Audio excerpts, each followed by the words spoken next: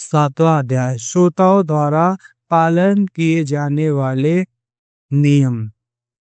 सूत जी बोले, शौनक, शिव पुराण सुनने का व्रत लेने वाले पुरुष के लिए जो नियम है उन्हें मैं भक्ति पूर्वक सुनो। शिव पुराण की पूर्णमयी कथा नियम पूर्वक सुनने से बिना किसी विघ्न बाधा के उत्तम फल की प्राप्ति होती है। दीक्षा रहित मनुष्य को कथा सुनने का अधिकार नहीं है, अतः पहले वक्त से वह दीक्षा ग्रहण करनी चाहिए। नियम पूर्वक कथा सुनने वाले मनुष्य को ब्रह्मचर्य का अच्छी तरह से पालन करना चाहिए।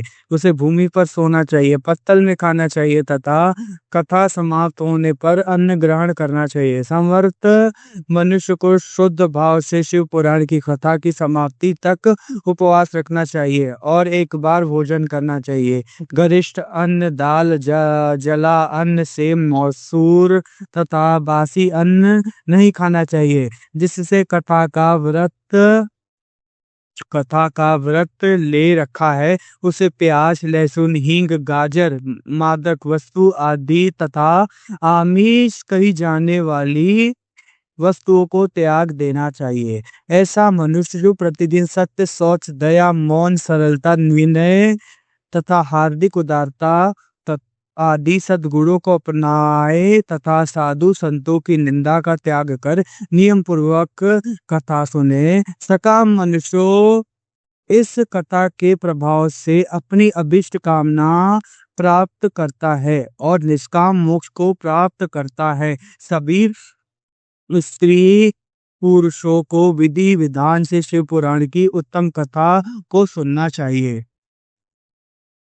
महर्षि, शिव पुराण की समाप्ति पर श्रोताओं को भक्ति पूर्वक भगवान शिव की पूजा की तरह पुराण पुस्तक की पूजा भी करनी चाहिए तथा इसके पश्चात विधि पूर्वक वक्ता का भी पूजन करना चाहिए। पुस्तक को रखने के लिए नया और सुंदर बस्ता बनाए। पुस्तक वह वक्ता की पूजा के उपरांत वक्ता की सहायता हेतु बुलाए गए पंडितों का भी सत्कार करना चाहिए। कथा में पधारे अन्य ब्राह्मणों को भी अन्न धन का दान दे। गीत, वाद, नृत्य से उत्सव को महान बनाए। विरक्त मनुष्य को कथा समाप्ति पर गीता का पाठ करना चाहिए तथा गृहस्थ को श्रवण कर्म की शांति हेतु होम करना चाहिए। होम रुद्र सहित के श्लोकों के द्वारा अथवा गायत्री मंत्र के द्वारा करे। यदि हवन करने में असमर्थ हो तो भक्ति पूर्वक शिव सहस्त्रनाम का पाठ करे। कथा श्रवण संबंधी व्रत की पूर्णता के लिए शहद से बनी हुई खीर का भोजन 11 ब्राह्मणों को कराकर उन्हें दक्षिणा दे। समृद्ध मनुष्य को 3 तोले सोने का सुंदर एक सिंहासन बनाए और उसके ऊपर लिखी अथवा लिखाई हुई शिव पुराण की लिखी पोथी विधि पूर्वक स्थापित करे तथा पूजा करके दक्षिणा चढ़ावे। फिर आचार्य का वस्त्र, आभूषण एवं गंध से पूजन करके दक्षिणा सहित वह पुस्तक उन्हें भेंट कर दे। शौनक, इस पुराण के दान के प्रभाव से भगवान शिव का अनुग्रह पाकर मनुष्य भव बंधन से मुक्त हो जाता है।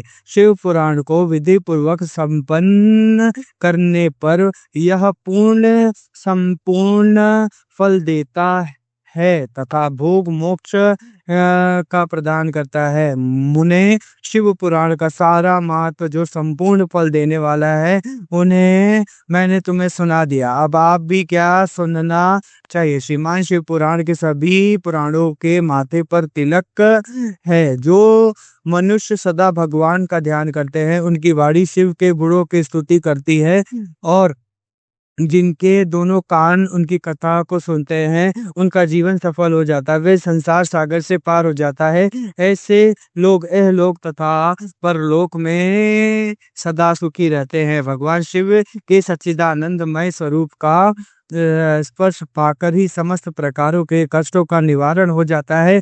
उनकी महिमा के बाहर और भीतर दोनों जगह विद्यमान है।